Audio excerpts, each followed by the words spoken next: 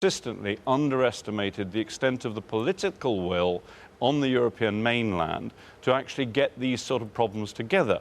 Now, the yes or no, should we have joined the euro as you advocated? Yes or no? Clear question of joining the euro is clearly not one for the UK. We're out of the euro and that issue is settled. Right. But all I'm saying to you is that if we start I'm trying to get a straight answer to whether you think it would have been a good thing to join or not, and clearly you don't. You've got a very straight answer, which is that we have consistently underestimated what goes on in the Eurozone in terms of the political willingness to get these solutions together. That's the answer to another question. That wasn't the one I asked. The question I asked you is whether you still think it would have been a good thing to have joined the euro.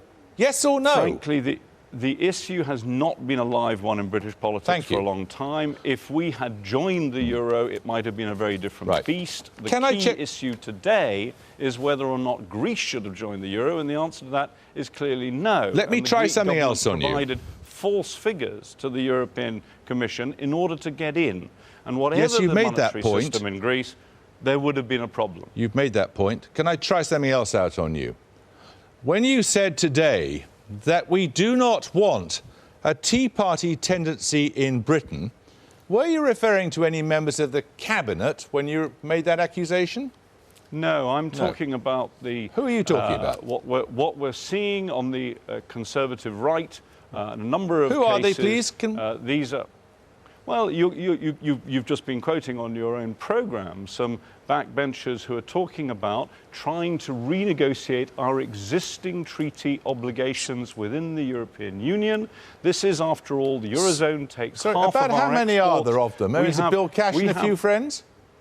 Well, this is a significant number, and there are people who are putting pressure on the government to try and come to a set of conclusions which, to my mind, would be deeply against our national interest. When we have a fundamental interest in the success of the European Union, half of our exports go to the Eurozone. These aren't political choices. This is a geographical reality. We sell more to Ireland alone, which is a member of the Eurozone, than we do to Brazil, India, and China put together. We're familiar with the arguments. I'm just trying to find out who you're speaking. I'm not sure that you are familiar with the arguments. Your peroration was apparently directed at Bill Cash and a few like-minded souls on the Tory backbenches. That's what your peroration was directed at. We've had two examples recently where it seems to me that there's been an attempt to move the centre of gravity within the government away from the agreement which we made in the coalition deal, which was very clear about Europe, which is that we don't go forward,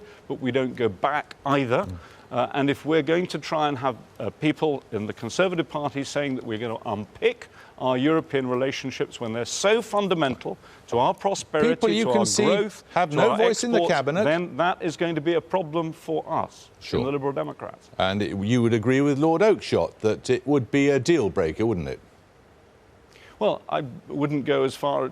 Lord Oakeshott chooses his own words on this. But what I am saying is that we have the basis of a compromise, which was hammered out in the coalition agreement, and we're not about to unpick that. We want to respect the coalition agreement. And the point that I was making in my speech is that we've achieved, through the deficit reduction and the credibility that we've gained in government since the election, we've got out of the economic danger zone that has affected so many other countries with bigger Let's talk about the deficit plan. Now, there's talk tonight of there being an additional £5 billion somehow found to be spent on capital investment in infrastructure projects. Is that true? I have I don't recognise that figure at all, and I have absolutely no knowledge of that, so it would be news to me. Do you recognise any figure? Is there a plan to free up billions of pounds? There is no such plan. What there clearly is a desire right the way across the government to make sure that we're putting forward as creatively and imaginatively as we can ideas to get growth going.